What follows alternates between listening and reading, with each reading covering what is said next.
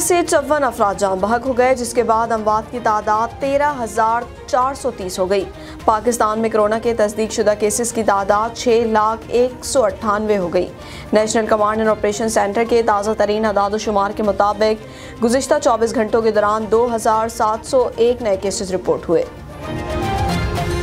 پاکستان میں کرونا کے تصدیق شدہ کیسز کی تعداد 6,198,000 ہو گئی۔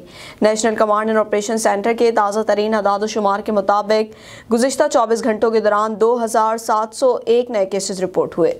پنجاب میں 1,82,576، سندھ میں 2,60,661، خیبر پختونخوا میں 75,052، بلوچستان میں 19,171، گلگت بلتستان میں 4,959، اسلام آباد میں 46,963، جبکہ آزاد کشمیر میں 10,816 کیسز رپورٹ ہوئے۔